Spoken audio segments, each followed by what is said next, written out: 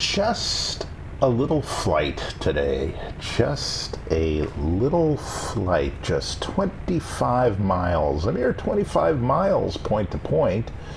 Nothing to it, right? Not quite.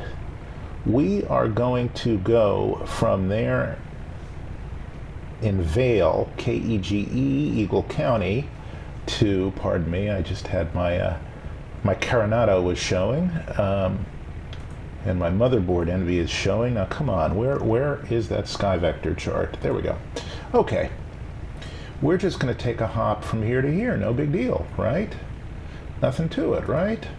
Well, first of all, something to it, a lot of terrain. Second of all, obviously a murderous crane here that's trying to kill everything in sight, including an Amtrak Acela that somehow has gotten from New Haven here to the Rockies. But be that as it may, the reason we're flying this flight is because I want to disabuse you of the one comforting fact about most IFR flying in my on-book and mostly not in airplane experience. And this is just what I've gleaned from talking to pilots, flying on the right side, studying a little bit of this stuff, and flying very, very rudimentary VFR, is that most instrument procedures are designed with a little bit of leeway.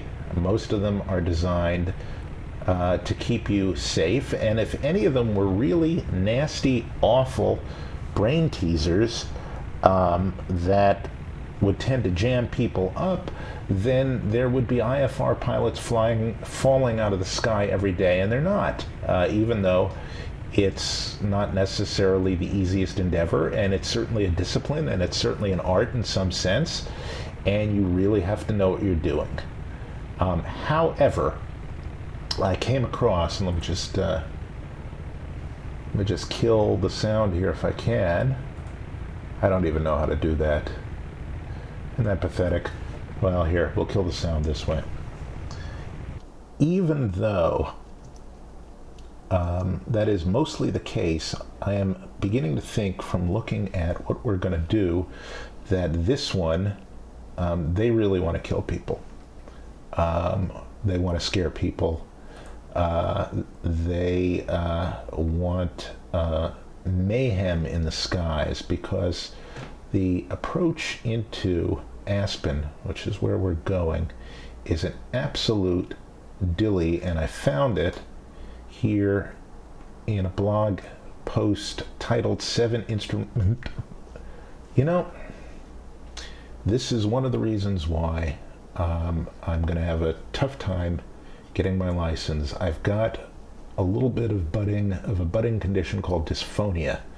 Some of you might have noticed that my dulcet tones have gotten a little bit less dulcet lately. Basically what it is a totally idiopathic, which means they don't know why it happens, spasm in the vocal cords, and it tends to make me sound a little bit creakier than I am, and certainly older than I am. Robert F. Kennedy Jr. has it, and that's why he sounds the way he sounds. And the great singer Linda Thompson, who was half Richard Linda Thompson, also in Fairport Convention, who happens to have one of the most beautiful voices on the planet, she came down with a bad case of it, and she could not sing for quite a few years. Anyway, they can sort of kind of treat it, and one of the ways they sort of kind of treat it is by shooting Botox onto your vocal cords, and I say, at the top of my lungs, piss on that. Not letting that stuff anywhere near me. I don't care what I sound like. But that is why I am stumbling over some words and sounding the way I am. It could just be that this crane right here is scaring the shit out of me. But anyway, found it here, and let's try it again in English. 7 instrument approaches you have to see to believe. And we're not going to see this one. I skipped right to the gnarliest one, and the gnarliest one is this right here. And let me just show it to you on a jet plate, because it is a little bit easier to zoom in and illustrate here.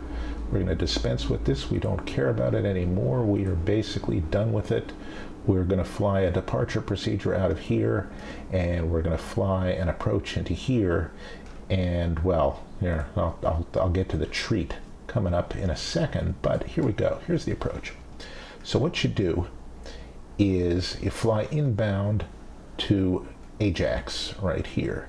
And Ajax is just basically on the localizer 19 DME, and you fly it at an extraordinarily high altitude, 13,400 feet. No, actually, you should be at 15 at Ajax, but anyway, I digress. So you fly down this thing. It's a localizer DME approach.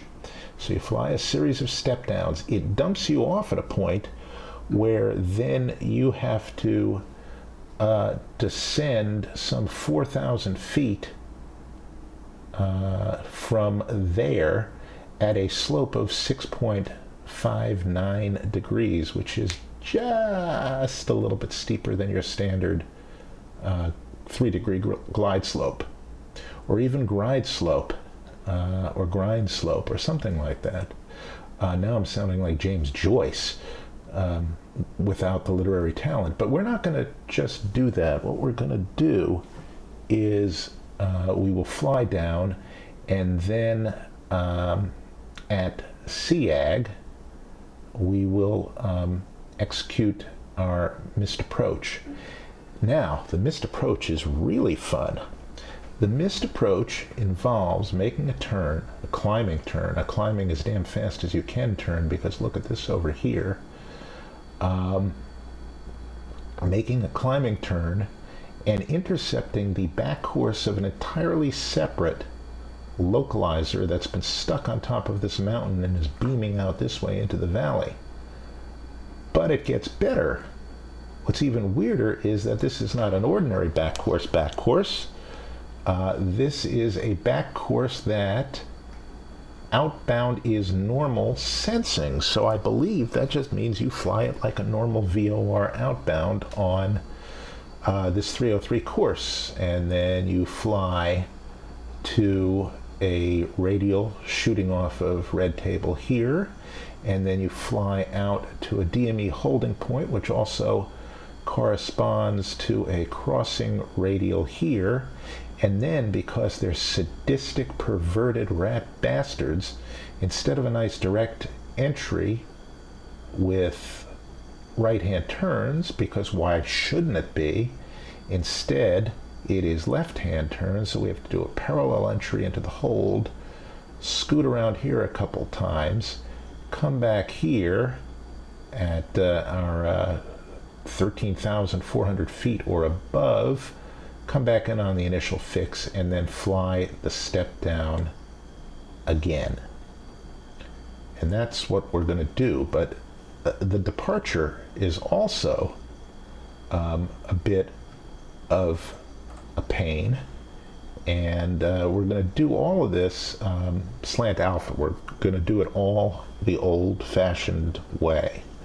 So the departure here, the Meeker 2, involves a left turn on departure to a heading, a crossing of the red table radial, a re-interception of the radial, a flying outbound here to an intersection, an intercept of an inbound radial here, and then we'll come back to our course and fly back down towards Aspen. One of the reasons we're going to do it is because we're going to try and make it as authentic as possible and as hard as possible, but the other reason we're going to do it is to buy ourselves a little sweet time, because we've got this frequency, that frequency, then we've got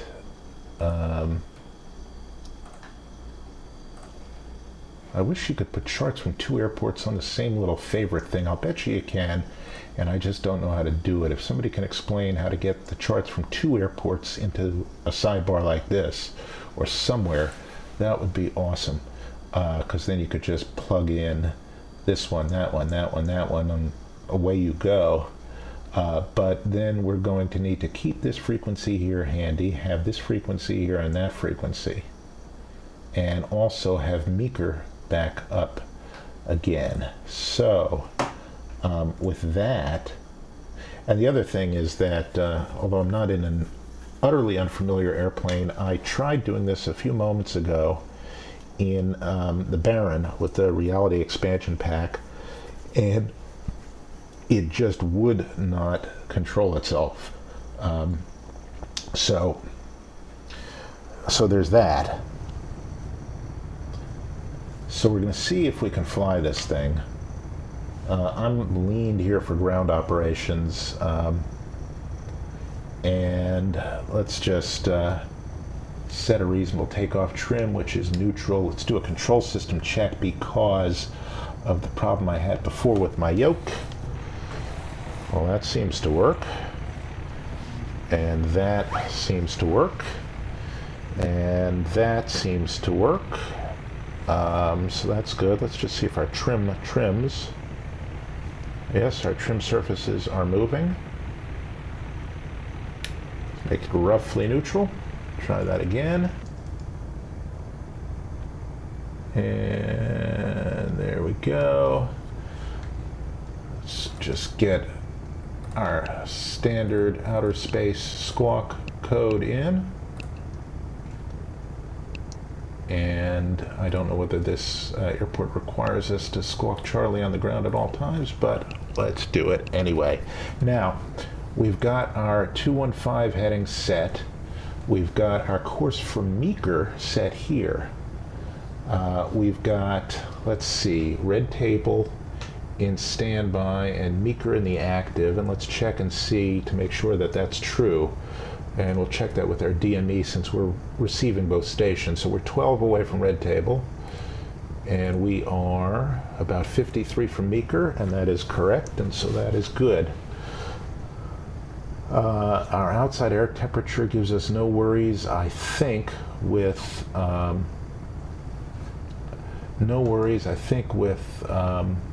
icing. And let's get out to the runway, shall we? So our initial procedure is going to be departure, immediate left turn, cross 322 radial, right turn, re-intercept, fly out to 25 miles, intercept the 277 of meeker, and cross that intersection when we get there at 15,000 feet. What I need to do is, I think, turn off hypoxia, because we're going to pretend we have oxygen here. I think we do have oxygen in this plane, but I'm just not screwing with it right now. Let's see, simulate blackout hypoxia, no. All right, good. So now we should be able to get going.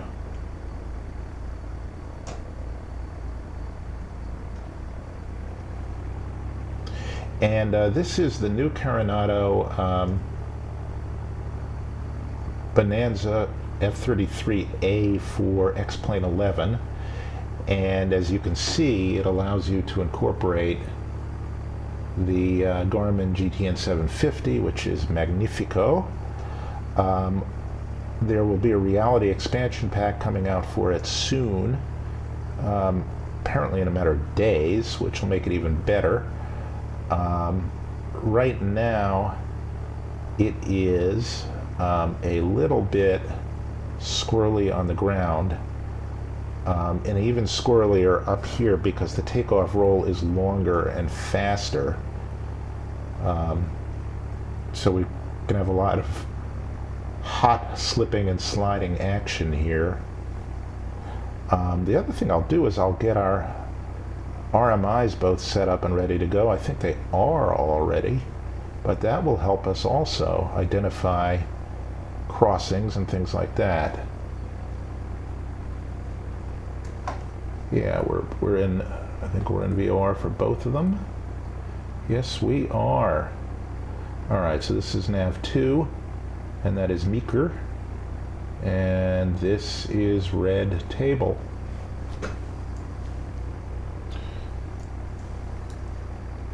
Red table, come over when able. All right. Now you can also see their taxi lights in the middle of the runway, so that's kind of fun. This is some scenery from the org that somebody put together, and I think it was put together pre-X-Plane 11 and pre-whatever the last version of World Editor is, and so, you know, you'll get little problems like this, so it's not a big deal. I should be doing here is setting an altitude here. We'll set 15,000. This is an absurd altitude for a normally aspirated plane like this. Well, not absurd, but it's close. It's close to its, I think it's close to its service ceiling.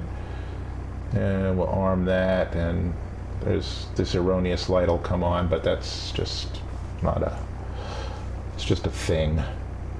Okay, wind is right down the runway, which means we shouldn't be spinning all over the place, but we might. And we're pretty heavy, and we've got about 2.5 hours of fuel to fart around with.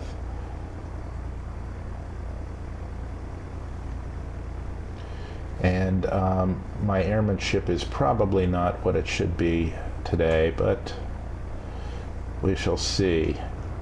That's XP realistic there being XP unrealistic. Also, that's my gizmo side panel popping out, and we know how painful that can be. All right, so right now we are at about, okay, red table is in Nav1.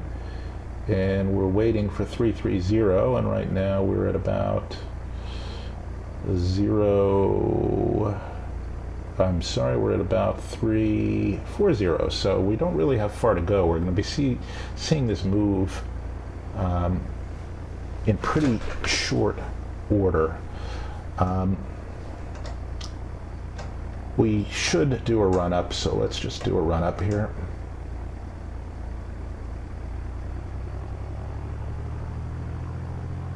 I'm not going to check the mags because it doesn't matter in a Carenado, but I will exercise the prop.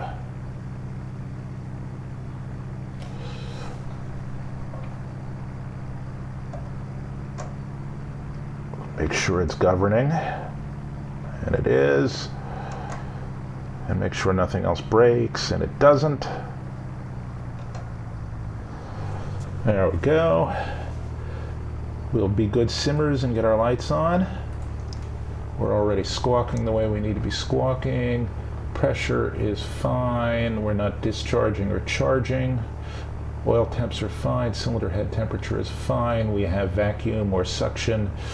We're sucking or blowing or whatever we're supposed to be doing. Trim is almost neutral. No flaps. And I believe we can just run it and gun it here.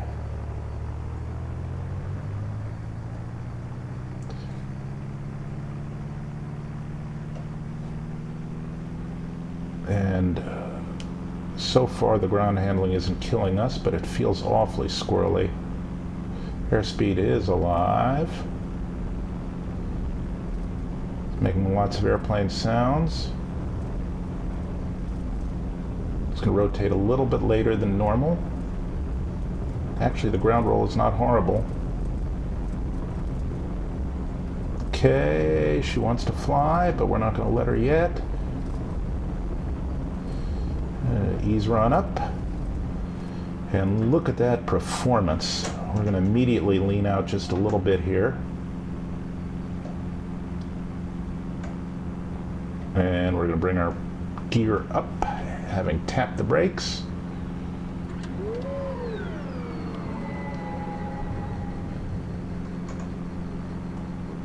Come down to a thicker prop pitch here, and we'll start our turn. And the controls are working on this airplane, thank goodness.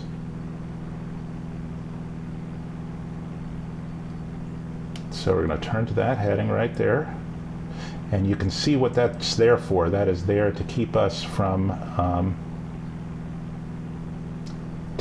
hitting that there mountain. Now I've got 8,000 feet to go up, so this is going to be a little bit of a challenge, I suspect. And we might not have the performance for it, and in that case, normally I'm sure what they would do is say to us, well, first of all, let me just reset our heading bug now. That's where we're going to be going. I'm just flying this heading right now. Just waiting for this to cross. They would tell us, you know, you might want to do a few laps over the airport, kids, but we're not going to do that. We're going to live dangerously.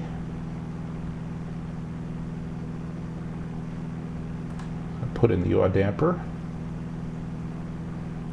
I'm not going to put in the autopilot yet, but what I will do is I will capture a rate of climb here, and I think I'll capture a little bit higher rate of climb. So that's about it. But all we got. I hope this next turn is to take us away from terrain. Come on, that's supposed to capture our rate right there.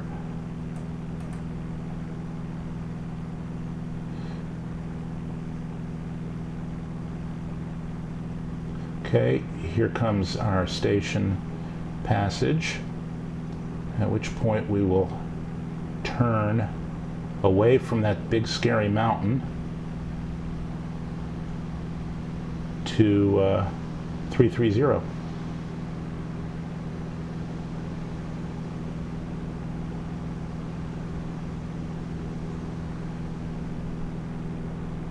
Oh, we might just survive. We're going slow enough, by golly, that okay, we're almost on the 330, and here comes the passage. Now, I don't understand why you have to wait to make the turn, but I will, that just could be chartology that I don't understand. Got a little bit more climb performance left. Wait till we cross here.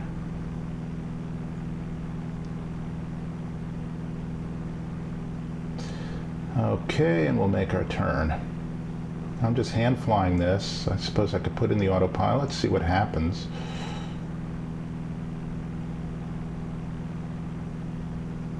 Don't know if I want to. That's not really what I want to do. I want to do that. Oh boy. So, you know, this should capture a rate here, and it doesn't seem to be. And we need to be climbing. Come on. There we go. All right. So we'll spin the heading bug a little bit around so we can intercept.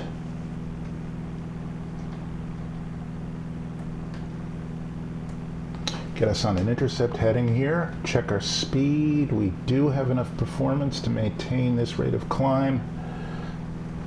This is not like a Garmin autopilot, which has flight level change, which will pitch you for speed. All right, so now the next thing we're looking for is 25 on the DME. And right now we are 10.6. Let's make sure that red table is in nav1, and it is. Our performance is dipping. Let me get the nose down a little bit here. That's about as slow as we can go. Lean a bit more. Get a little more power out of it.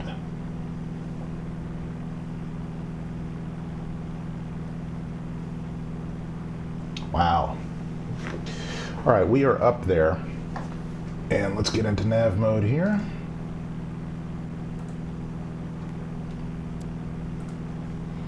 Intercept that. Okay, we're 12, so we've got 13 miles to run there. And our next stop is the 277 of Meeker, which is right there.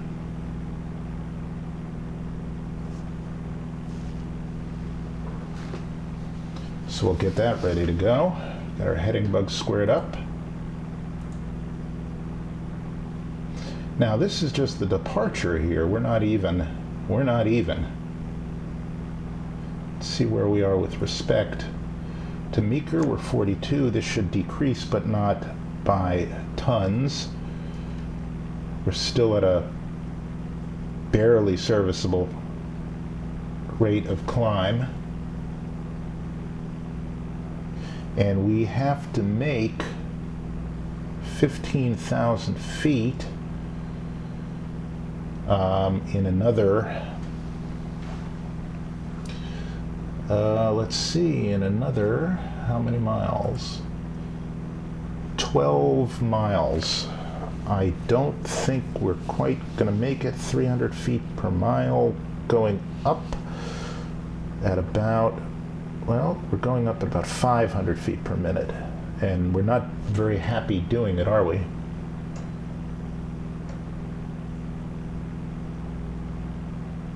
Now, we'll bring the props back. Hurt or help here. We're out of manifold pressure. We're out of power.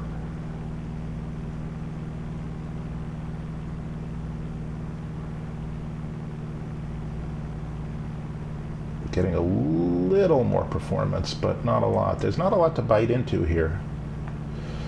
Okay, so we're tracking out here. So our next stop is going to be Meeker. And then we'll just vector ourselves from Meeker on down.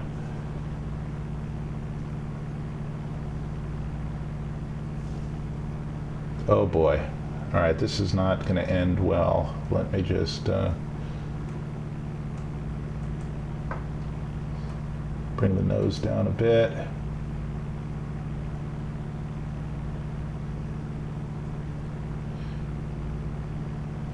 We may have to do a little course reversal here.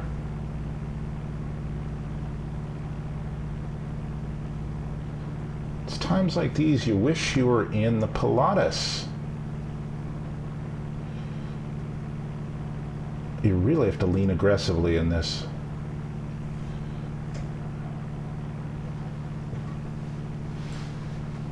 All right, this is the world's unhappiest airplane. And if we do this at 11,000 feet, we will almost certainly die.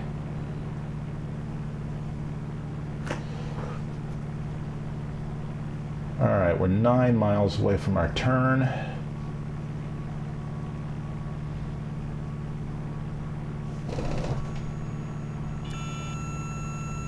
Yeah, okay. No autopilot here. Let me just nurse it into a lower rate of climb.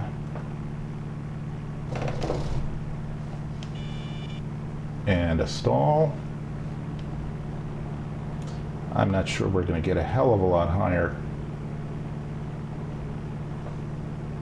I would say, girl, we couldn't get much higher, but then I'd be shouted down like the dog that I am. Just nurse it on up here.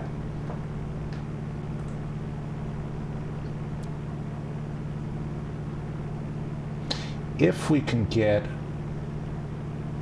up to 13.2, I know we're not going to meet our restriction. Well, you know what?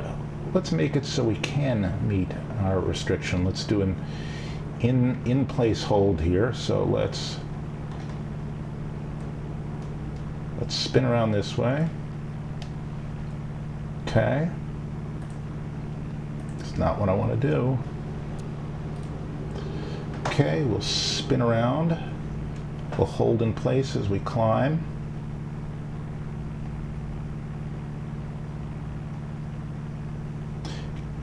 Enjoy the view.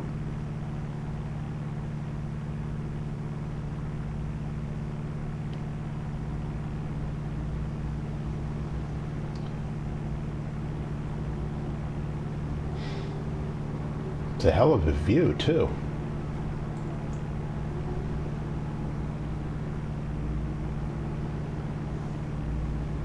It's doing a nice, lazy, gentle, somewhat less than standard rate turn as we do every blessed thing we can to keep our speed up and maintain at least some rate of climb.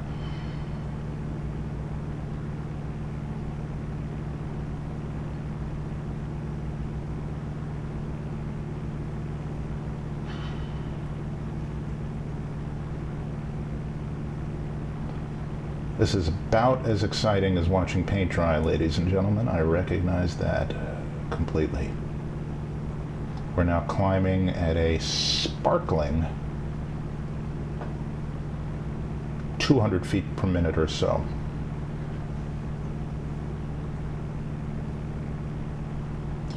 And we got a little bit of a wind, so let me just correct for that.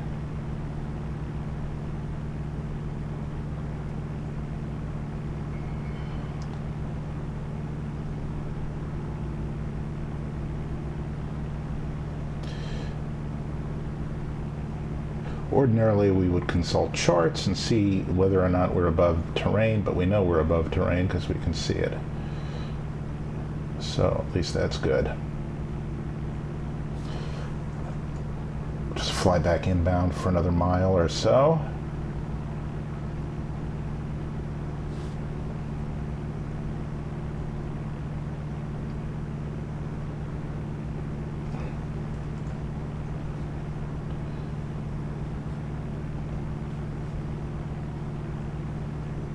This is one of my favorite airplanes. It's just a darn sweet airplane to fly, as it is in real life. It is quite the luxurious, overbuilt, stout, apply your adjective of choice, aircraft. If you were to compare it to an automobile, it would be, I don't know, like an old Packard. Well, nobody knows what a Packard is, but it wouldn't be a Chevy, wouldn't be a Ford. It would be an up-level Ford or a mid-level Audi. Nice and solid. Could be a Volvo. Well, I suppose with the parachute on it, the Cirrus is the Volvo, but all right, let's come back around.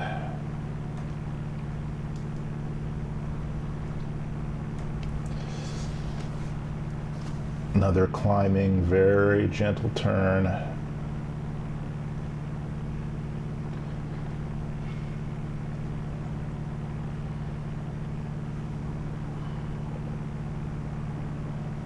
And look at that, we're practically right above the airport, you know? And Aspen is like right over that way, so.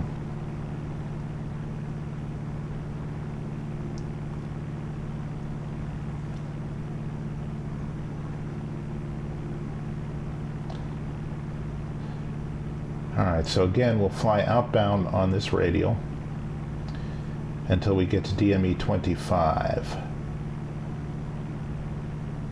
And it's a good thing we flew this whole procedure, because otherwise we wouldn't even be able to gain the altitude we need to get where we're going. I should have done this in the Mooney. The Mooney is turbocharged or turbo normalized or turbo something. It's got turbo. It's got lots of turbo.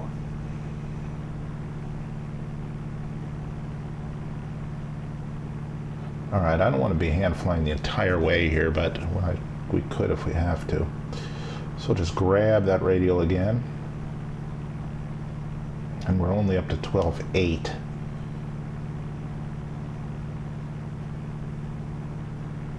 Start climbing again. The controls are very, very mushy up here at this speed.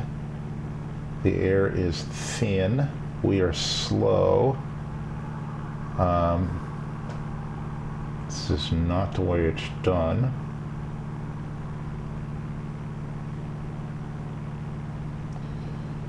So now here's an illustration of the RMI. We are going to push the tail of this to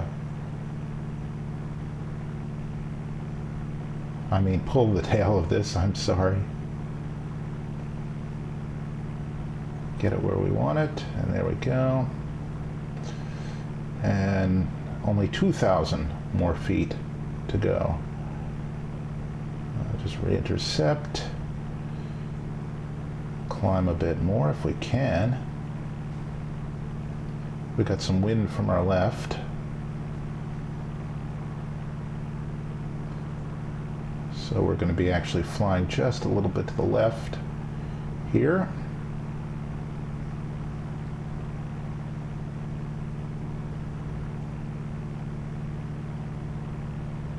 I'm wondering if an insane zoom climb followed by a stall is a great course of action. Anyway, okay, we're at 16.1, so we got 9 miles to go. Flip back into nav mode so we get correct flight director guidance. And I'm just nursing this thing up little by little by little. Let's just see what we can do before it stalls. I know, famous last words. See our airspeed decaying right there? It's not really a worthwhile trade-off. Yep, that's not going to do.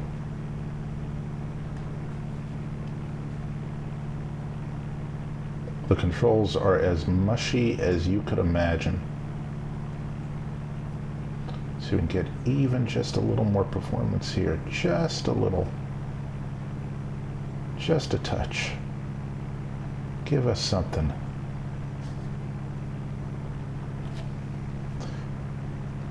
Lesson 324, check the POH before you fly. You might be above the service ceiling.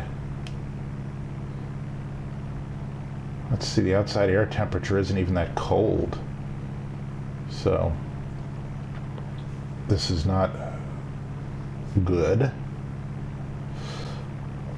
We're just tracking outbound here. We've got 7 miles to go and 1,500 feet to gain. That is almost impossible the way we're going, but we'll get close enough for jazz.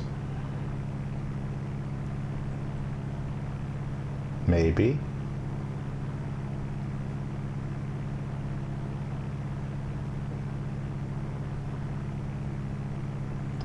Perhaps. And we're almost already on the 277. See right there. And you can see right there. So we're going to be turning very soon.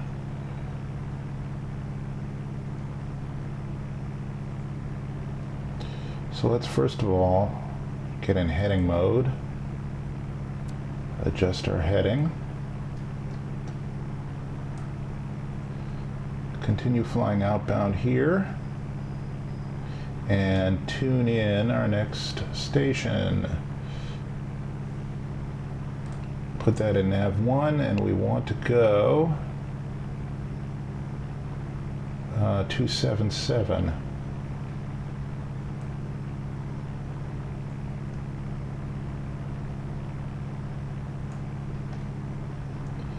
Be nice. What would be nice is if I could move this accurately. We're pretty much there, so let's do it. Now, yeah, there's almost no room to maneuver here.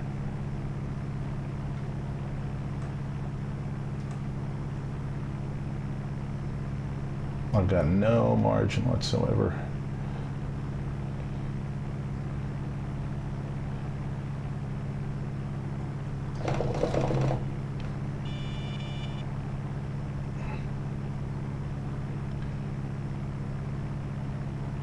if we get any higher. All right, well, I'm going to stop at 13.9. And we won't fly this whole thing out to Meeker. There's no sense because we're going to be going so slow.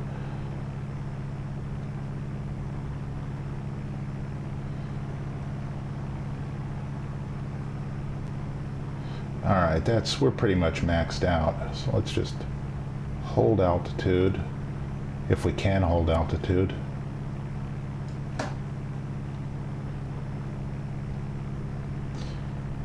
And we will fly this a decent margin and then head inbound to Aspen. We chose the wrong airplane. I think 13.9 is our minimum.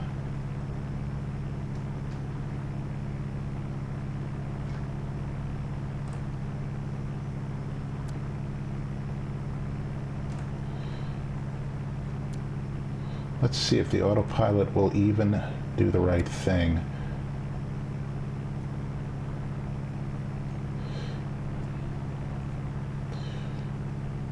It's oscillating like crazy up here. Let's see if it settles down. Can it? Will it?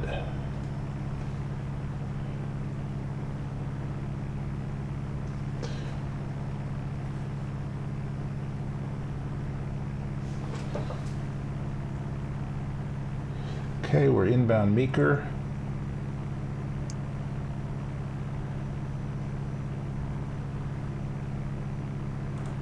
And Meeker is now on nav 1. This is not a very happy airplane, as you can see.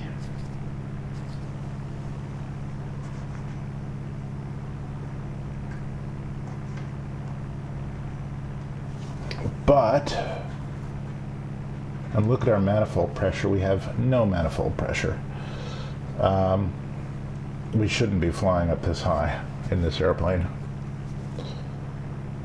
Not built for it, but boy is the scenery nice. All right, let's figure out how best to get to where we're going. Just keep an eye on this. Okay, speed is building. We're at least at a reasonably safe speed.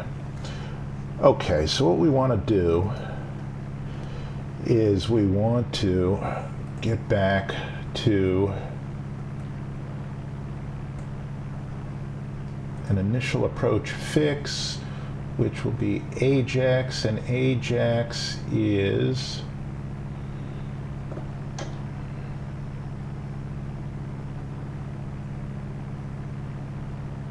on the 196 radial of SXW. So let's get SXW tuned up. Let's switch tanks also.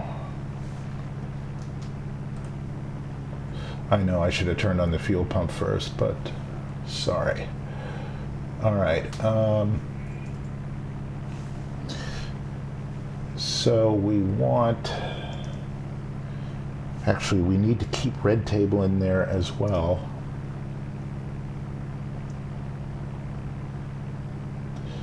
Actually, our initial approach fix is, no, I'm sorry, it's the 297 off of red table. So that's good. So we will 297 outbound, which is the 117 inbound. So we'll set 117 here.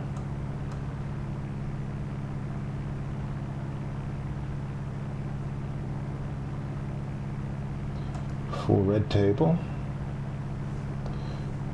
and that is in and set, and we will keep, let's see, red table is already in nav 2, and it is that way, and it is, that's just about That is just about the radial we want to be on, or we want to cross in that direction.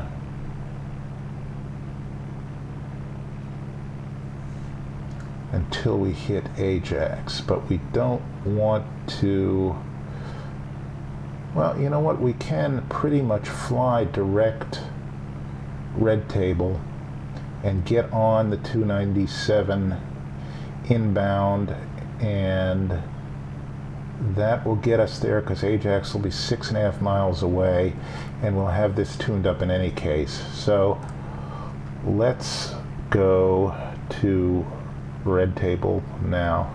So we'll get our heading bug squared up, get into heading mode. Shouldn't really do that, but, and we'll go about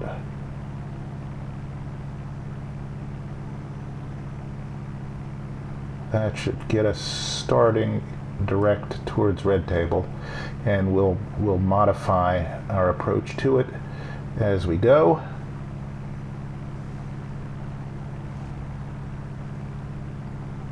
So now I'm using this to fly direct, or actually using this momentarily. We'll switch over and make it active here.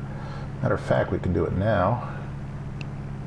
No reason not to. Those two will now match up, and we'll see where exactly we are with respect to.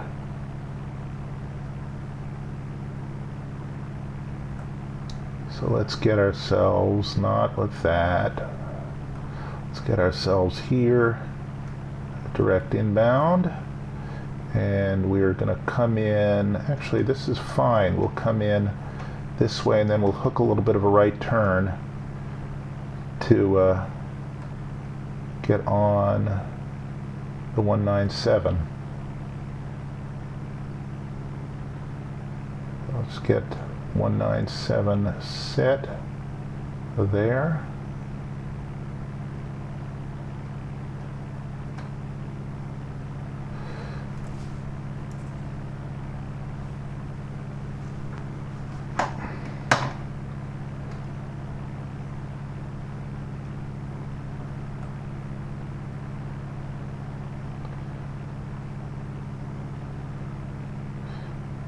I've got a mouse that doesn't have resolution, and I've got hands that have got very poor resolution.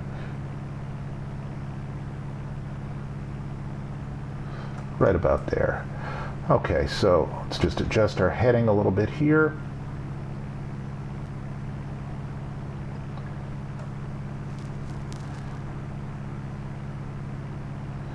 And we will get on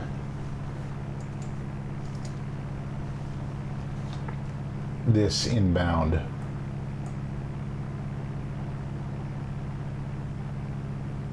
And when we're 6.5 miles away, we should be crossing this. So let's see, next thing in is the localizer, or localizer number 1, the inbound localizer, not the missed approach localizer. Let's check where we are with respect to. We're 26 miles from Red Table.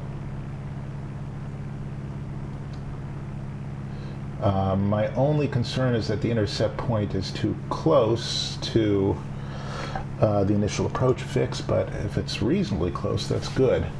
We have to be at 13.4 or above, and we are. Actually, we should be at 13.4 is where we should be. And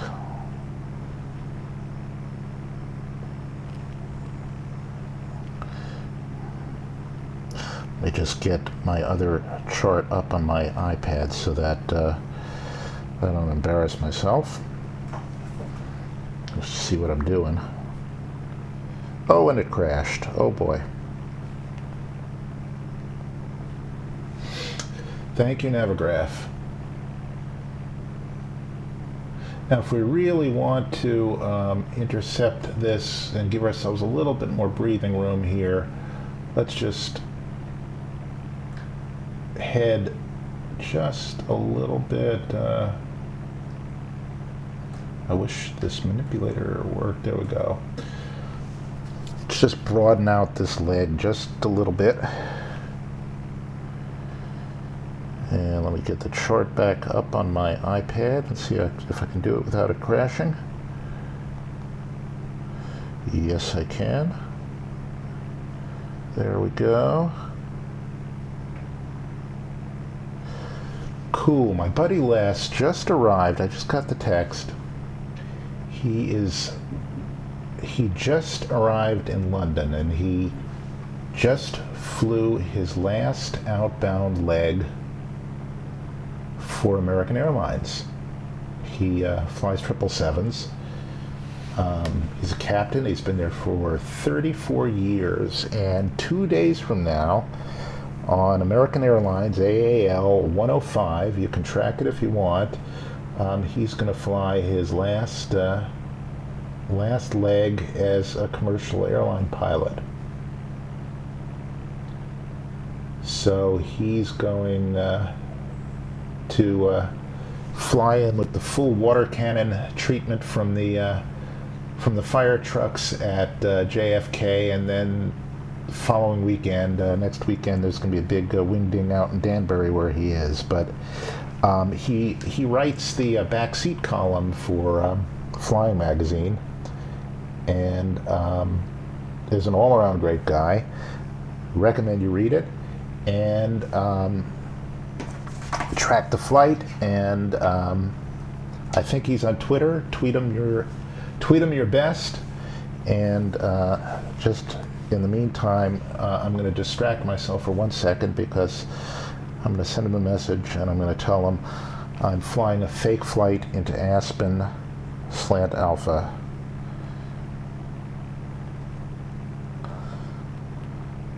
Flying a fake flight into Kilo Alpha Sierra Echo Slant Alpha Loc DME plus full Loc DME plus full missed. And he's going to say, who the fuck cares? No, he's going to mock me. All right. So, having communicated, we're waiting to come inbound on this radial. As a matter of fact, let's fly a little bit more outbound than this. We do not have a terrain issue, although we almost have a terrain issue. All right, get the chart back up, get our next frequency in. Things are going to start happening. Pop, pop, pop, and I'm going to start making mistakes. Mistake, mistake, mistake. All right, so we want our first localizer, 115. Oh, it's even confusing too. I'll put that in nav 2. Waiting for this to start coming in. 11115, come on.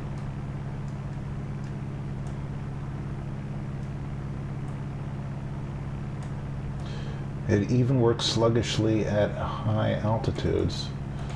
11115, Bosch, as they say, and it's down there somewhere. We'll look in a second. We're only 13 away from here. I'm just going to move us even further outbound here just a little bit. I suspect I know where we are, but I'm not gonna cheat that way.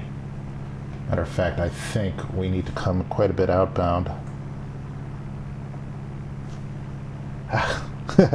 Les said on his way into London he did just about everything but the mist. All right. Well, he probably flew it slightly better than I am right now. I'm basically now putting myself on a kind of downwind leg here.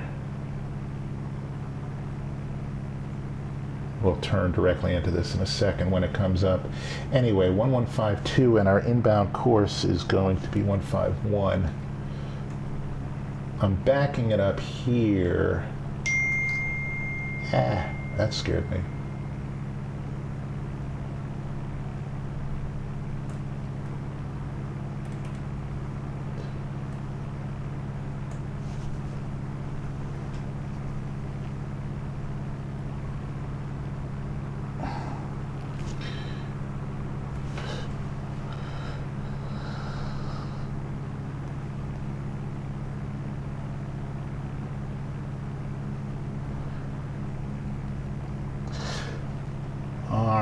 Still waiting for that to come in, and you can see now, don't do that. Please don't do that. Sorry about that. That's some sort of weird camera function. So it's actually going to be a pretty tight turn here. So what we really need to do is also get in our standby 1115.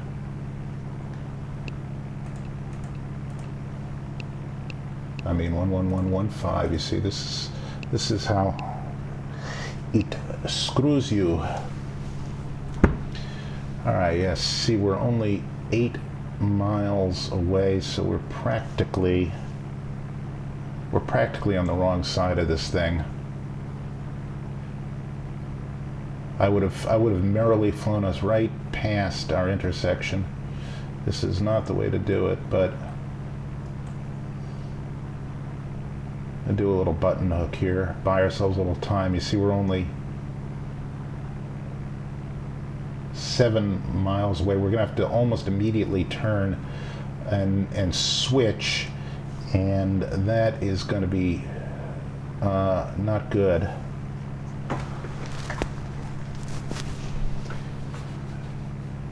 All right, so discretion being the better part of valor, let's go outbound here. We will intercept it from the back. We will do a procedure turn. We'll just reverse ourselves, and we will we'll come back for it, and that'll buy us the time we need to do our switching. What this is, what you're watching here, is basically me ineptly self-vectoring without using this at all. See, we're already inbound. We're already inside of our intersection, or almost. This needs to be 1.5. I don't have the resolution to do that. 151.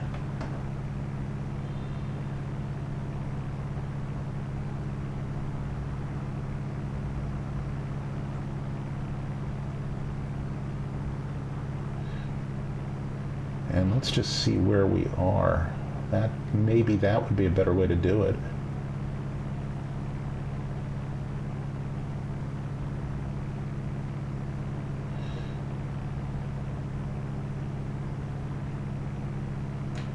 Yeah, all right, let's just turn outbound now. Fly that outbound for a little while.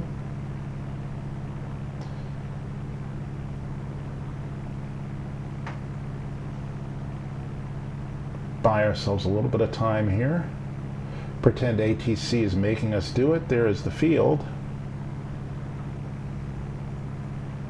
So you can see where I've screwed up a bit, because we really have to go back out this way.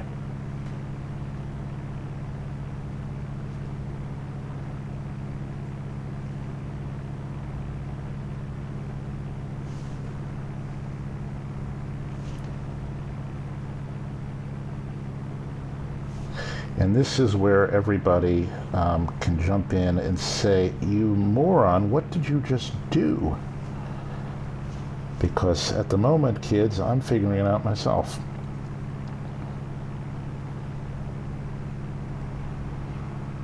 And my chart went away.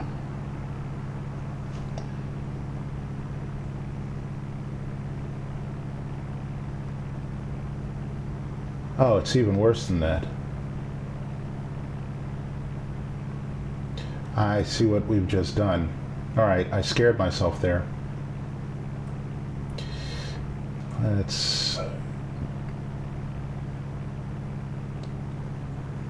We are over Vale again because we flew back from Meeker. We want to be inbound on the one, what did we say, 197?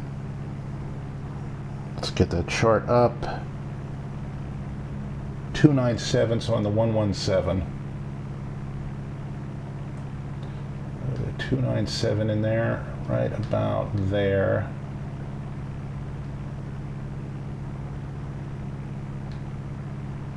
Come on.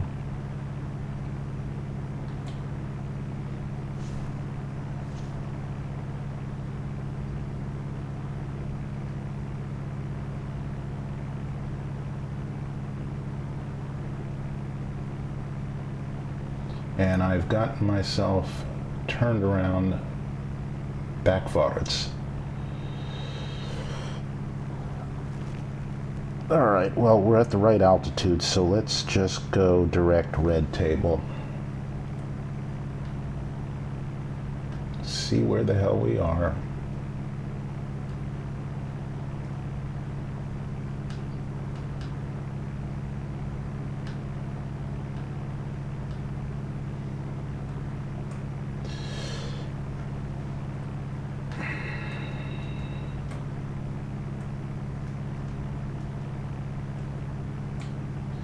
Yep, we did fly outbound like we wanted to buy us some time, and we did.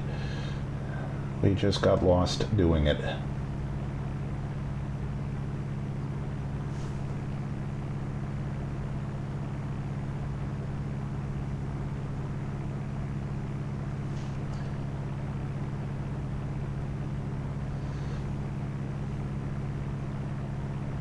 Loss of situation awareness followed by loss of control. Don't let this happen to you.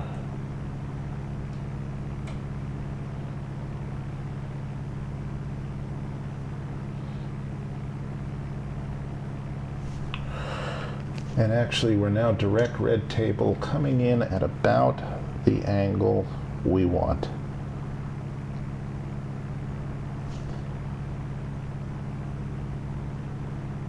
Now we want to be on the 117.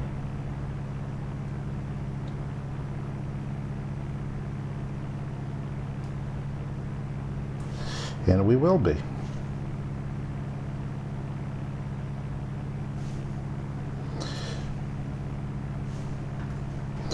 All right, so looking at the chart again. No, I don't want to provide feedback.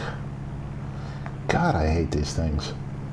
No, I don't want to provide feedback. It keeps popping up. All right.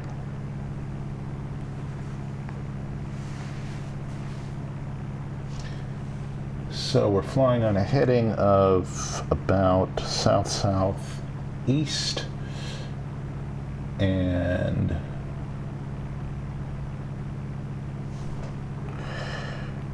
we're going to be turning a little more to the east. Okay, that all looks good. Although again, I don't know if we're going to hit our goddamn radial in time.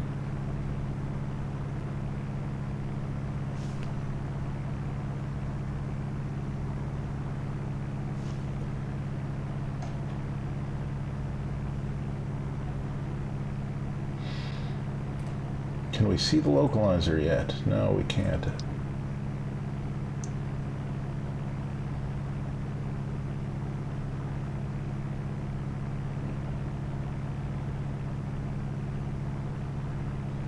Well, I'm going to do this again, only I'm going to try a little harder to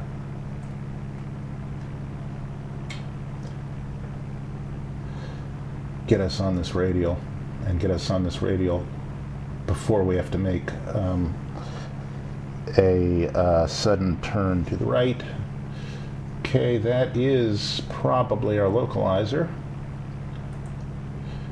And it is, and it's showing 11 miles, and we really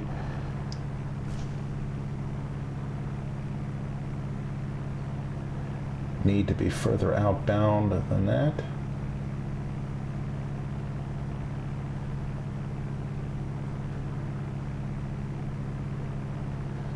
Well,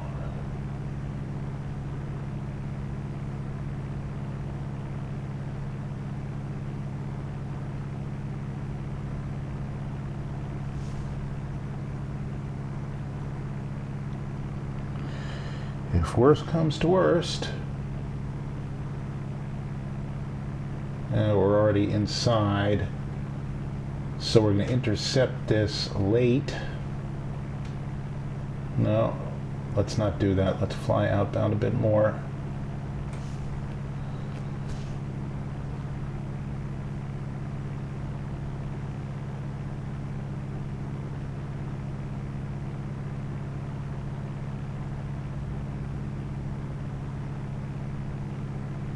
No, I'm totally screwing myself.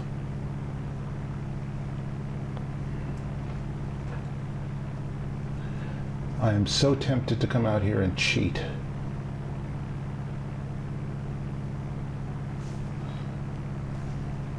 But I'm not going to.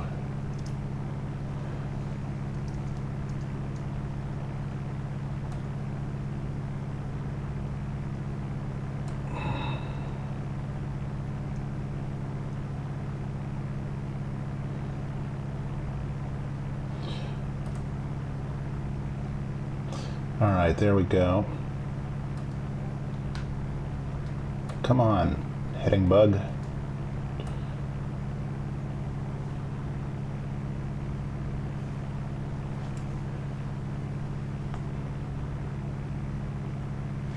All right, we're off by a mile. So now we'll flip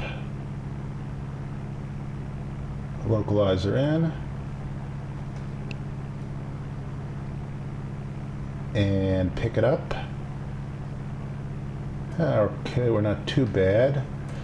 We are now at DME 17.3. We're actually right. Yeah, we're about 2 miles in, and we can come down to 1340. 13,400.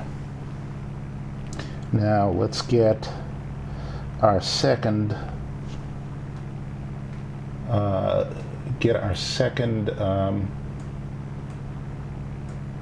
localizer, as it were, tuned up in a second as soon as I can make this move.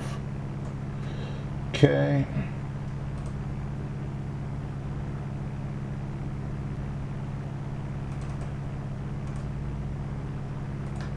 There we go.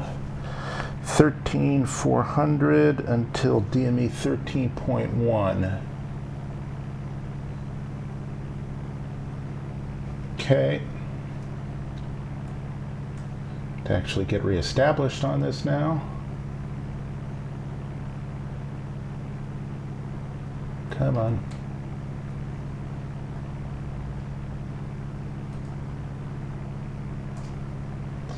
Very sloppy handling here. Sorry.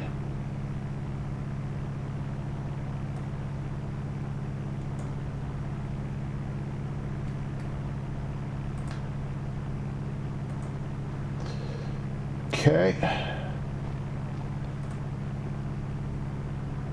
Don't go hunting for it like that. No, don't go hunting for it like that. All right, 13.6. Okay, at 13.1, we can come down to 12.9.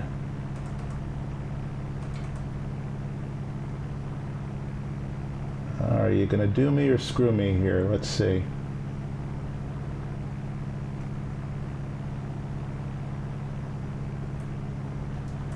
I think screw me is probably what you're going to do.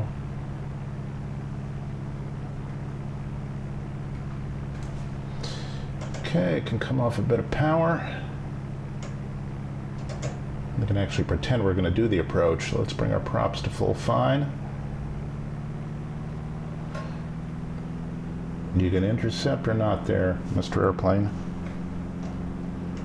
Bring this down to about 15 inches. Bring our mixture up a little. Come on. Come on, airplane. Come on and intercept. All right, we're in heading mode. Sorry about that, folks. Let's get us there, damn it.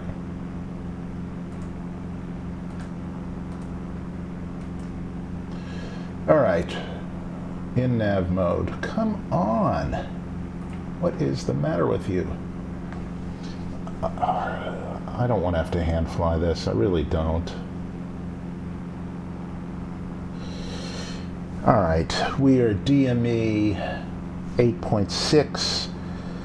We can be down to 12.3. And look at that. Look at that plunge we have to take.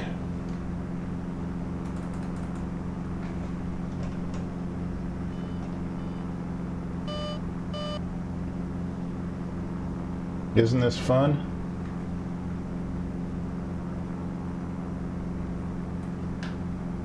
All right, so our mist we need to have in our standby here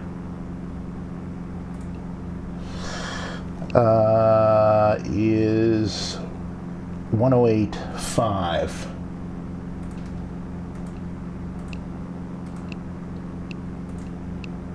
Okay.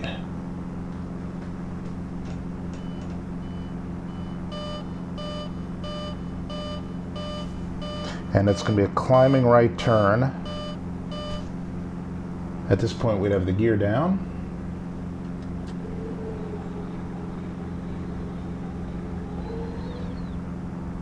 And we are DME 5. And at DME 4, we're going to go mist. Be 303 on the heading.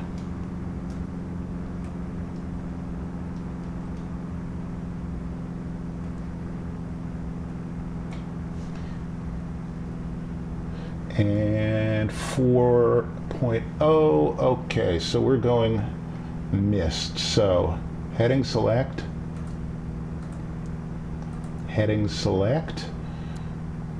altitude hold,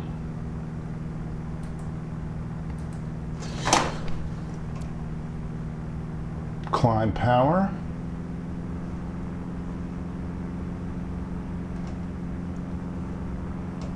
and now flip-flop,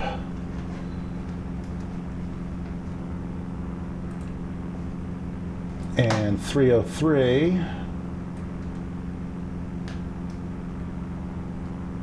and intercept this outbound, and now we have to start climbing.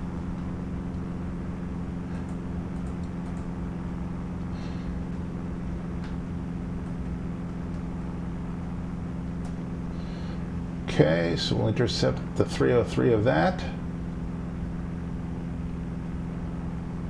And maybe the nav mode will work, maybe it won't. We'll see.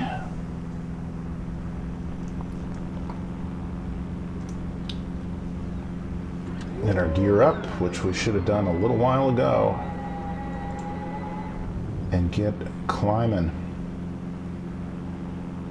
So we're waiting to intercept this. And we're going to take that to the intersection of red table. So we'll get red table tuned up again in nav 2.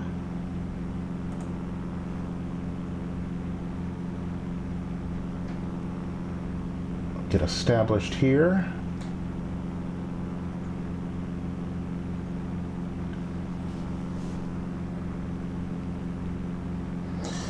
And we need to be, what, at least at 13.9. Now, supposedly this is supposed to be doing normal sensing. I'm not sure that it is.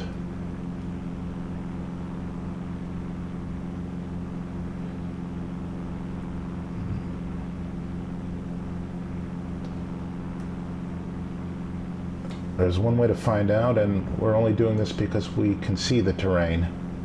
Oh, it is normal sensing. How the hell do you like that? That's beautiful. Look at that.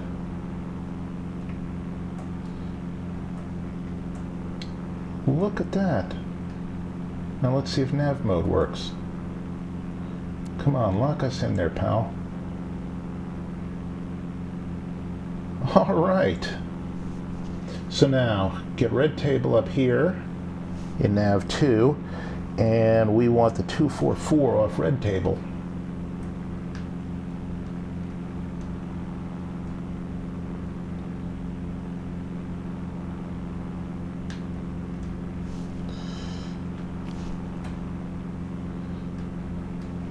And I'm also looking right here, and I'm looking for the tail of this to hit 244. See, we're pulling the tail here, so now we're tracking outbound and climbing.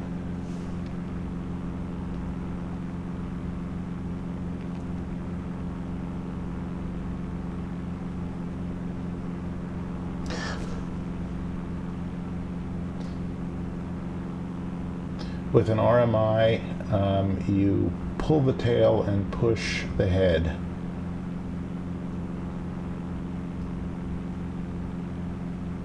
Which means that if you want to get on a radial closer to this, then you turn away from the tail.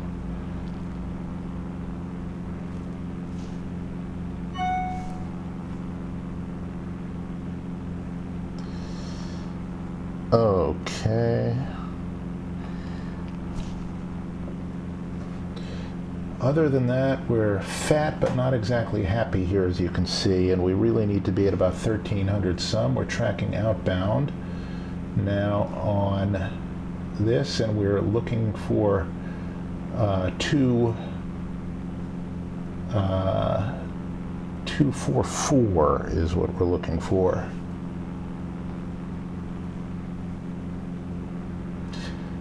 I should have believed the chart about the non-reverse sensing, but, you know, just for yucks. Let's see where we are right now. It says in the RMI we're on the 210, and sure enough, we're on the 210. All right, so at least I've got a sanity check there. I just wish, now I wish the mouse manipulator works, but Carenado took that away. To just do a straight scroll, it seems, and that's fine, but it just means I have to get a more precise mouse. All right, 12.6. We just need to be at 13.9 and we'll be okay. And we'll do that step-down approach again. We'll do it with a little bit more finesse, too. We were a little bit high. Actually, 13.4 we can stop at.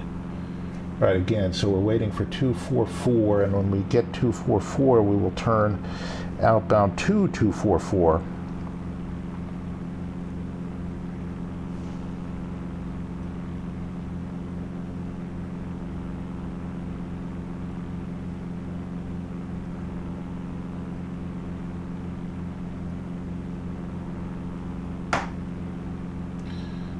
Again, we're getting almost as high as we dare go.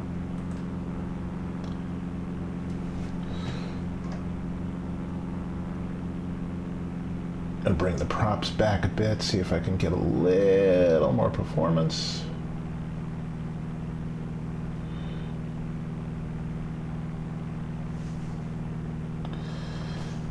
There we go. Tracking outbound nicely. Got a little bit of wind from our left. Got a lot of wind from our left.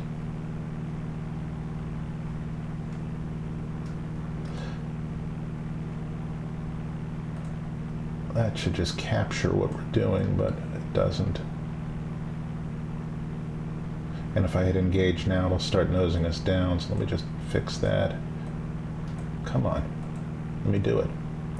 Let me turn the knob. I want to turn the knob. Let's go into an explicit vertical speed mode. All right, looking for 244. And a 244 will track outbound on that. And that'll also be 12.6 miles from Red Table. So let's put Red Table back in here, and let's flip that into our DME, and now we're 9 miles from Red Table. Let's see how close we get.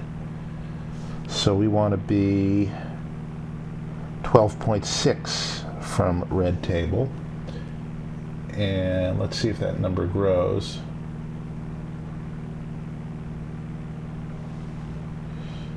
13.6, 13.7. Are we past our radial?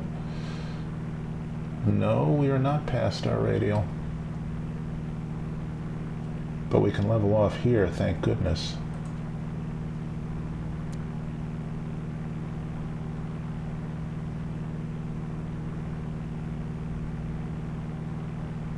Oh, shit, you know what I did? I can't tell if we're past our radial.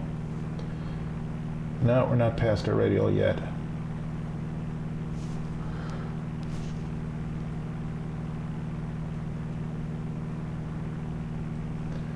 $11.3. I don't have 3 receivers, so I'm a little bit screwed there. Okay, we're getting close though.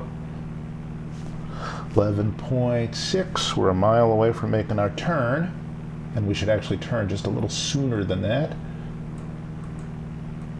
I'm just going to preset this for when we come back. It's not going to do anything right now.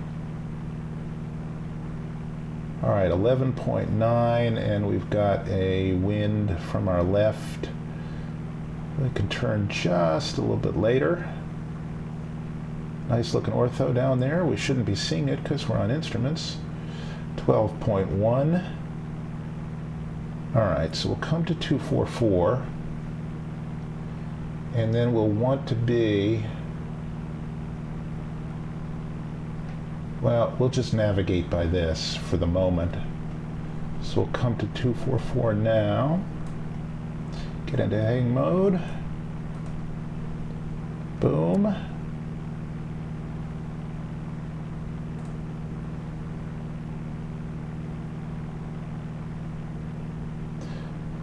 And we want to be 22.7 DME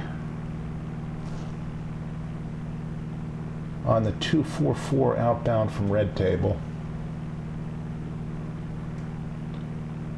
So I'm just going to pull the tail of this just a little bit more towards us.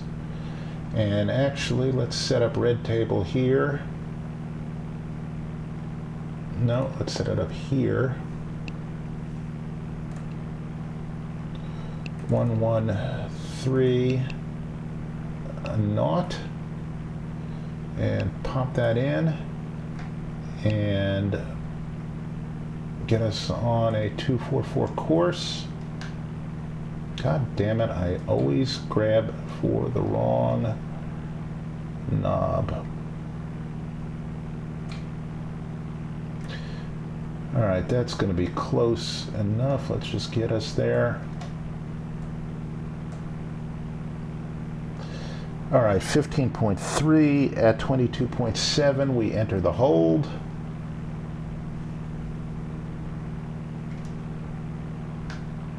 First we enter an oscillation. It's about 244.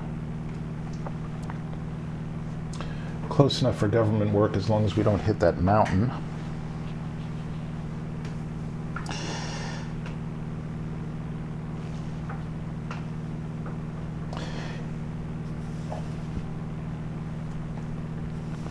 And just for yucks, I think we'll do the hold just a little bit sooner, because there's no sense in doing the entire flight out and back here. Well, we're getting there. We're 5 miles away. Do a 1 minute hold. Let me get my stopwatch ready, because a stopwatch is right at least once a flight.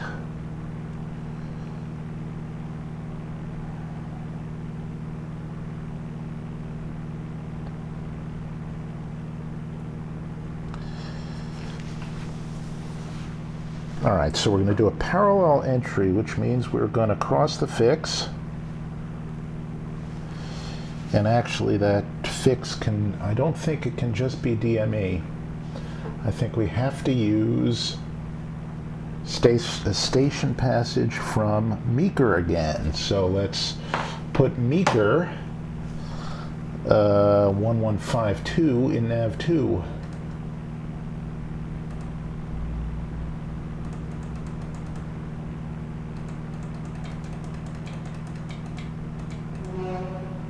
You really need a co-pilot to fly this, and we want to be 134 of Meeker. Tell you, this is getting to be intense. And 134 is actually the 314.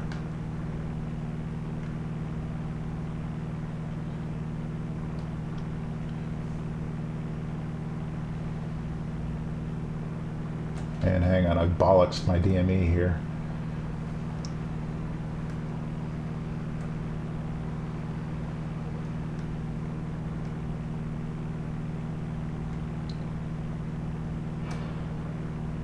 Alright, well, we're practically there. As close as I can get diddling this knob here with my mouse. Alright, almost there, 21.8. So what we're going to do is we're going to cross, and we're going to fly outbound from Minute. Then we're going to make a right-hand turn. And then we're going to re-intercept. Then we're going to re-intercept Red Table coming back. So we're waiting for station passage here. We're almost there. And, well, let's say we're there, because that's within the limits of my mousing abilities. So started the clock. That is the time portion of this.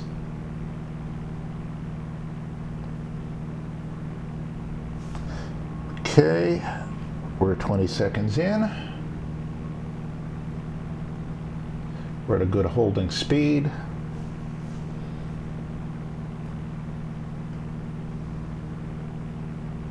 We will turn and we will twist. And then we will look to re-intercept. We'll fly back to DME 22.7 and look for that crossing right there, which, as you can see, is not quite accurate. So we'll actually look on the RMI. That'll be a little bit more accurate. And what we're looking for, 9 seconds to go. Well, let's just concentrate on doing our turn. We'll do our turn. Right now.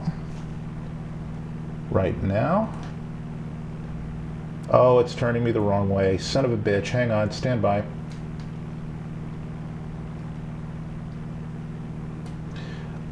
It'll do that sometimes. I should have started it out with a little bit of a gentler turn. I went right past 180 degrees, and so it's trying to come around the other way. But we're fine right now. Okay, we'll stop, reset our clock, and again we're going to be looking for 134 and 22.7, and then we'll go once around the correct way, the left way, but we're just entering the hold now. And what I did briefly was I ducked onto the unsafe side of the hold. So now we have to re-intercept, so we have to make our heading about like so, and you'll get a sense for how much deviation you get and how much turning rate you get and how fast you're going and where to correct. So we will re-intercept here, and we'll fly back to the station, or in this case the fix, and then do it all over again. Okay, there we go.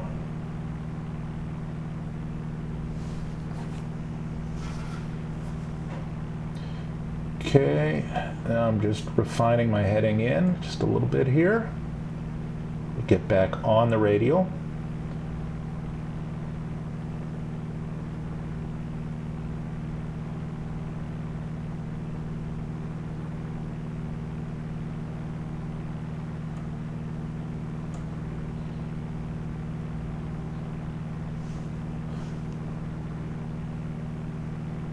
There we are.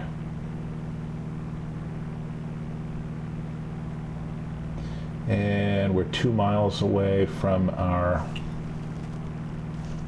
a mile and a half, I'm sorry, away from our fix. And our fix should be on the 134, and it's just about there.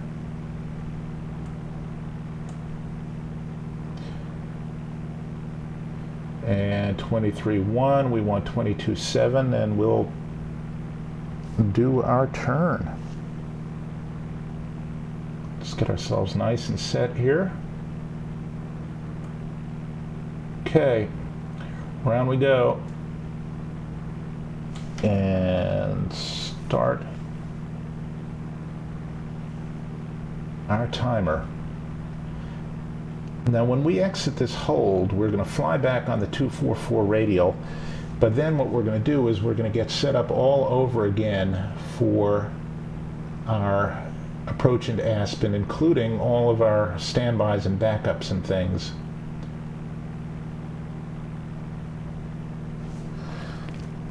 And we want to be flying outbound, actually 244, so let me just, don't do that. There we go.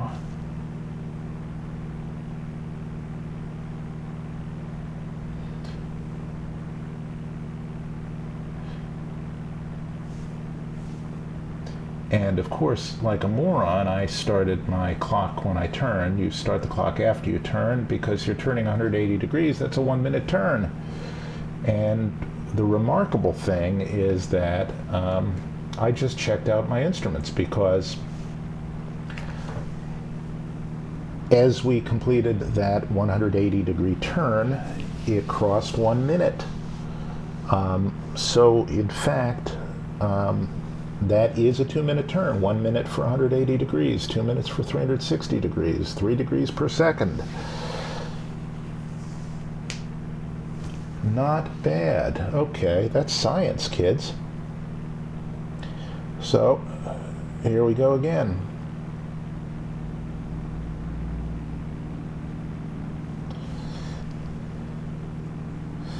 So now we're flying outbound, and we'll fly back in a second. In 4 seconds, actually. Make a left turn to get out of this.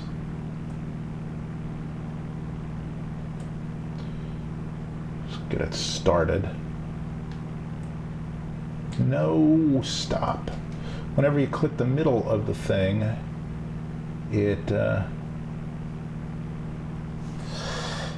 it screws with you. All right, so while we're in this turn, we'll set 244, and that is about right. We will set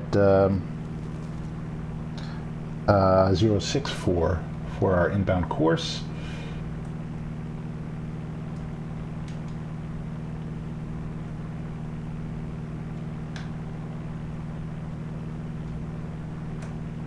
There we go, and we'll re-intercept that. Now you see how nicely that does it? We will re-intercept that, and now we're going to start getting the other shit tuned in. As soon as we get established on this, I'll pop into heading mode.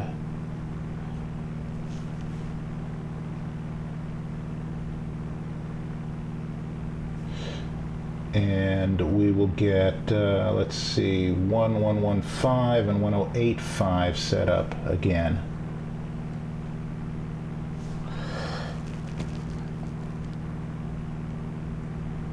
Okay, so at 12.6 we'll be back over Linz.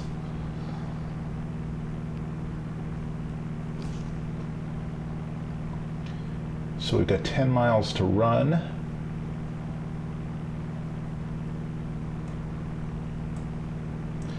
Okay.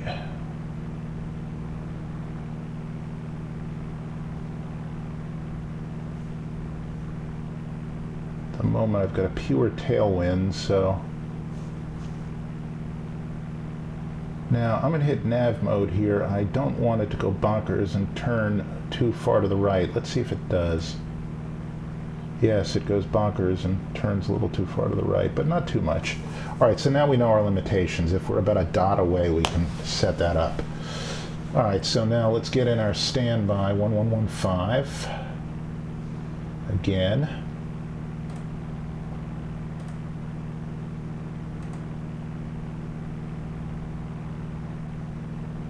I'm sorry, 11115.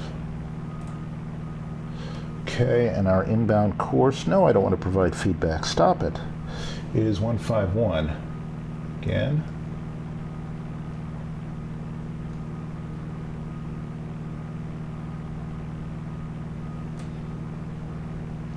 So that's right about there.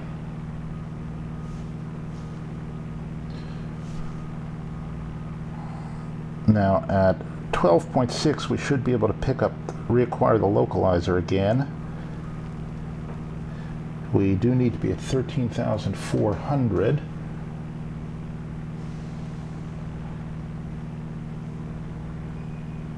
Let's just get ourselves established here first.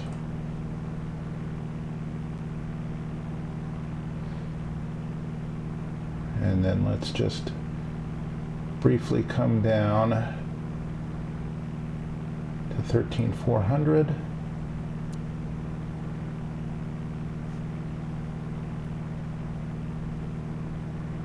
13.6, 13.5,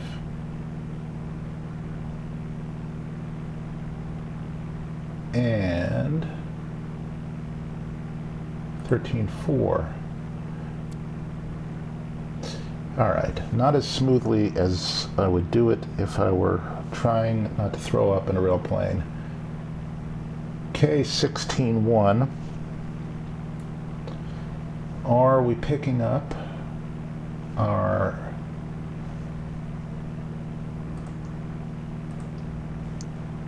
I'll bet we are.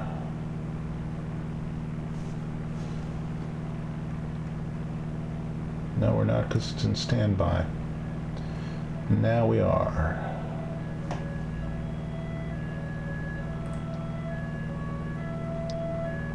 (19.1), 19 miles. Yes, we are. Okay, good.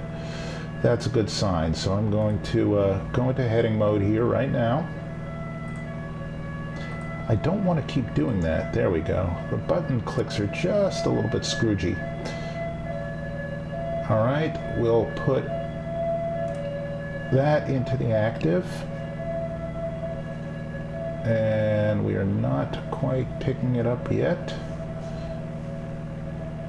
11115 and 151.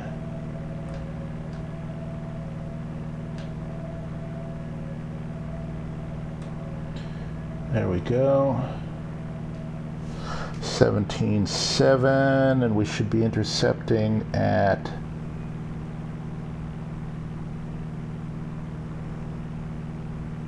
2 or 3 miles. There we go. Okay, now we're picking it up.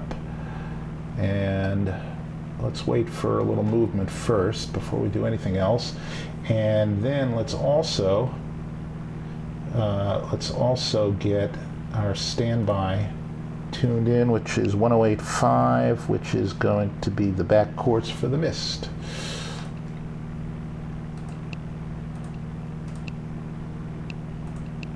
Okay, and that's identified.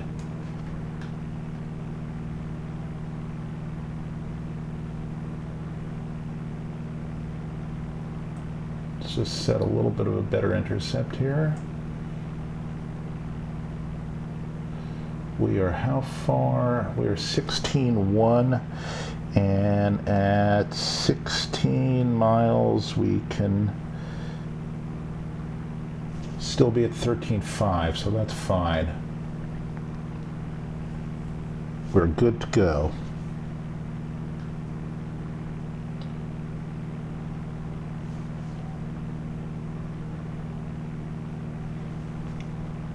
I'm going to fly this initially using heading mode. I might use nav mode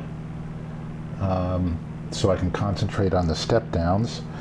Our next step down altitude is 12.9.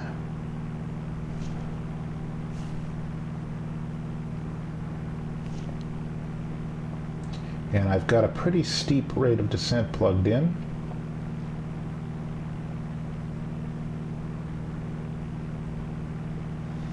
God, by the time I'm done with this, I'm going to be shocked if I can fly the plane. And actually, we're a little bit low because our altimeter is actually quite a bit higher.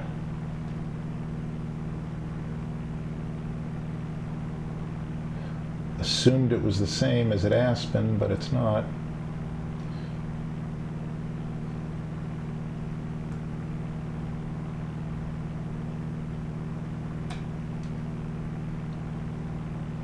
I'm sorry, we're a little bit high. Okay.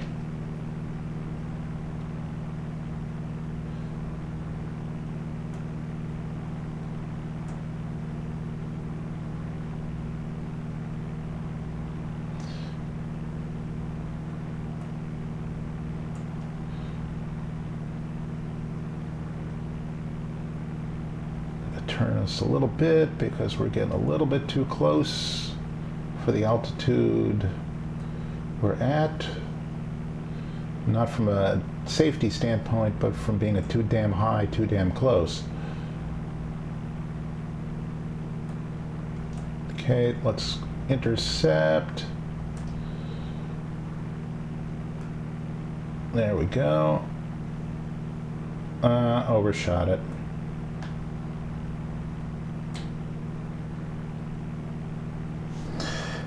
Okay, we're inside 12.2. So we can come down to 12.9. So down we go. Come on, down we go. All right, to do this manually, down we go. And that thing again.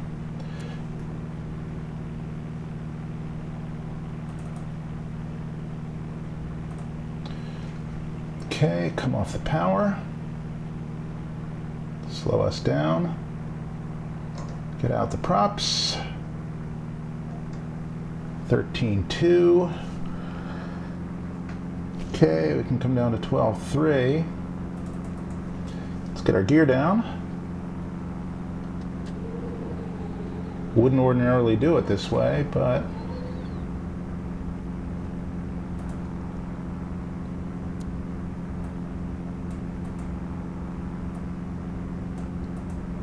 stop doing that. Jesus. Okay, we're DME 8.4. We can come down to 11.7.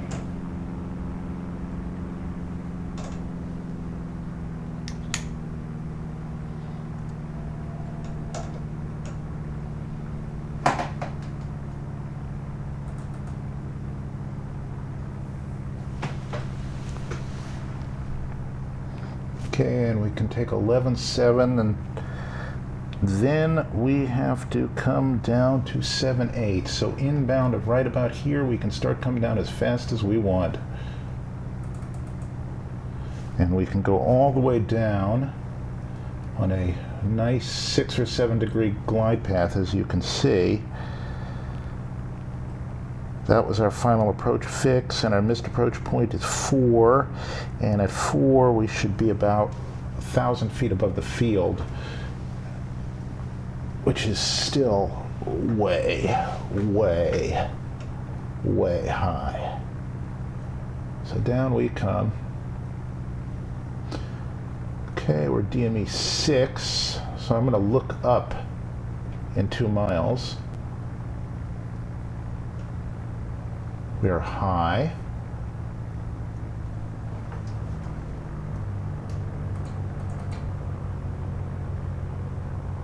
Okay, 1.4 miles to go.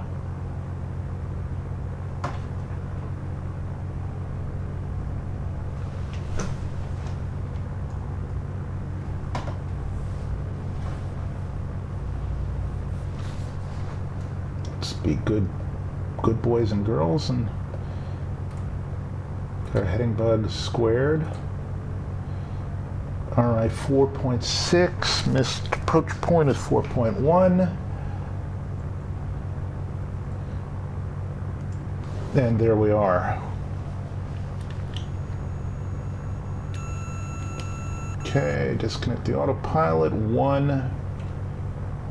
There we go. Right on glide path.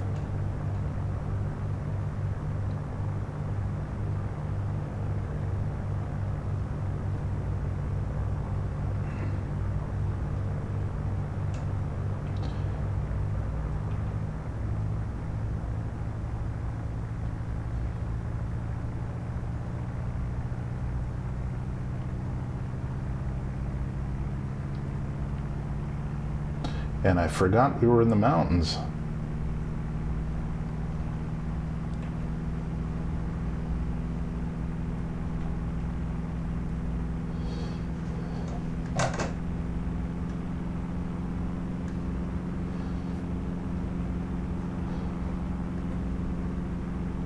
God, this is mushy as mushy can be. 500. Actually not 500 because we are over terrain. We're landing sadly into a full tailwind, but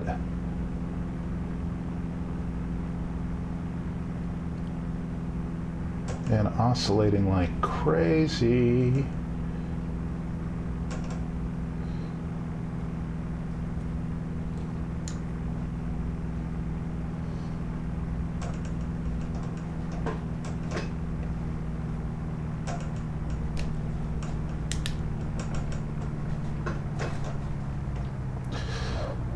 Holy Mary. Some of that is me, some of that is XP Realistic, which is just gave us a jounce.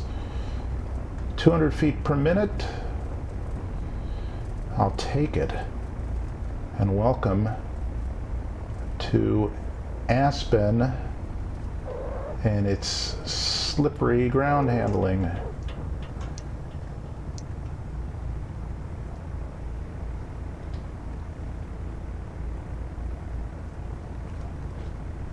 All right, so we made some mistakes initially getting to the first approach, definitely, and a little bit sloppy elsewhere.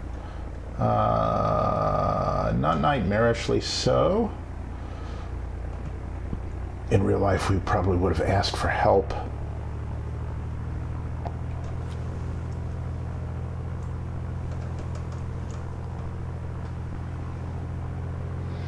Wow, it takes a lot of power to do anything up here.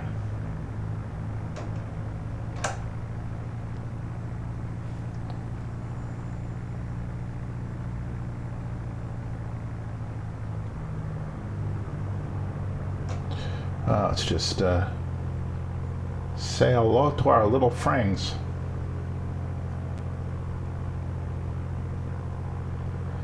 And I think you can see what the flight path looks like.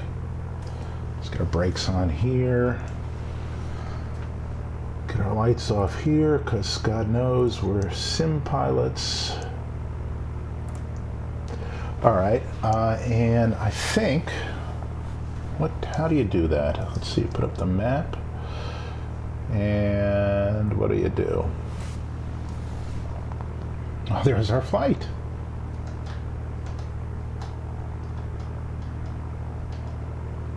All right, so there, we take off from Eagle. That's good. That's the turn exactly as charted. Okay, that's the intercept of the radial. Let's see how close we were. What, 303 it was supposed to be, and we're pretty damn close. So we fly outbound on that. Right there. And then we do our little hold here. That's reasonably well flown. Climb. Now, here's where we get screwy. We get screwy trying to reestablish ourselves on this particular radial, or actually this particular, let's see, right, it should have been right about there, and we got ourselves all, we ended up here, and it would have been way too close to the airport. We ended up like,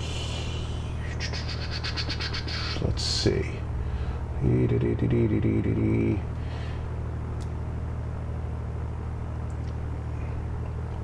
yeah, we should have figured out how to start right about there and come in, and instead we started coming in here and got ourselves confused, and instead of coming right back this way and around this way just a little bit like that, instead we came all the way out to here, and then we had to panic and rush and get back on this thing. Then we did, and there you go. You see we tracked inbound very nicely. There's our missed approach right there, and there's the intercept of the radial, and there, look at that, we hit the fix just about perfectly. And there is our parallel hold entry,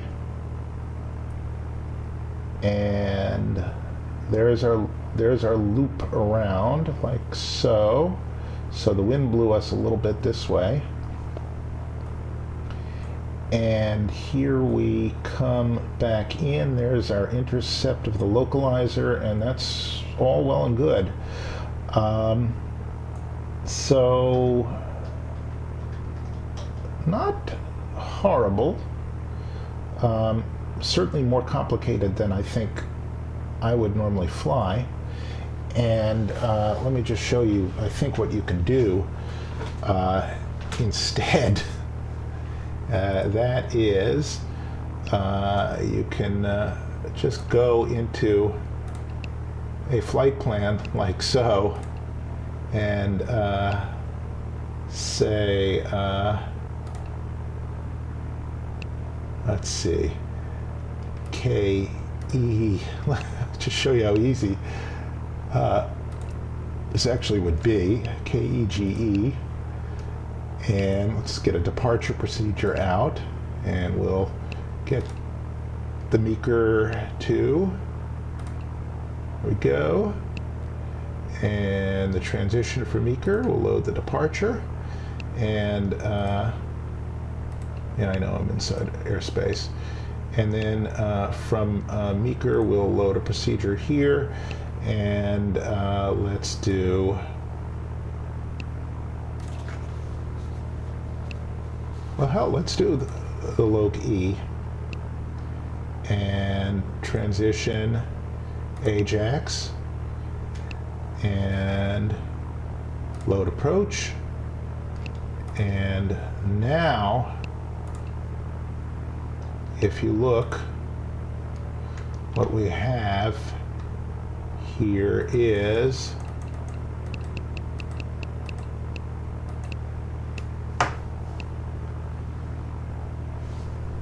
if I can push in a little bit,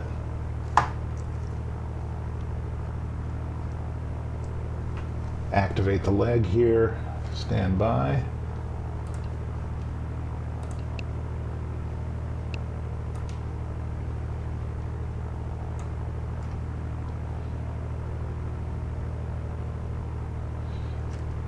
All right, and there's Melville, and there's Meeker, and there's all the rest of it right there.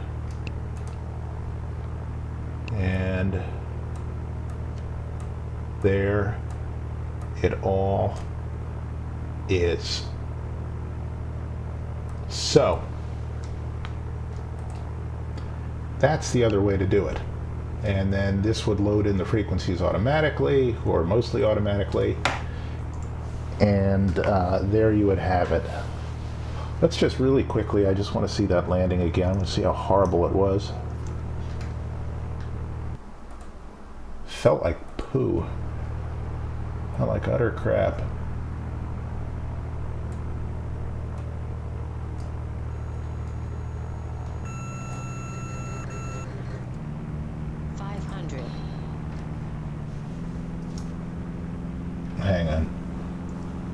me turn off the goddamn don't sink.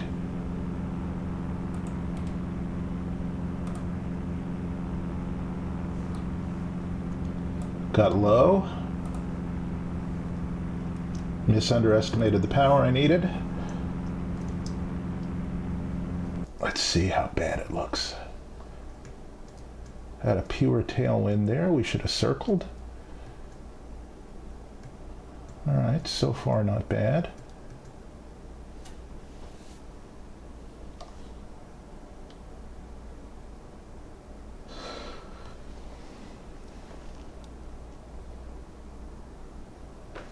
See how badly we thump it. I know you're asking who's this we we're talking about. That would be me.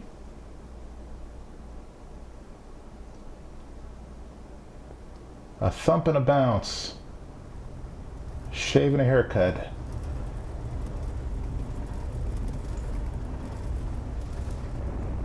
That sounds terrifying. Just look at the bounce that XP Realistic gives you, though. Watch this. It's just fucking murderous.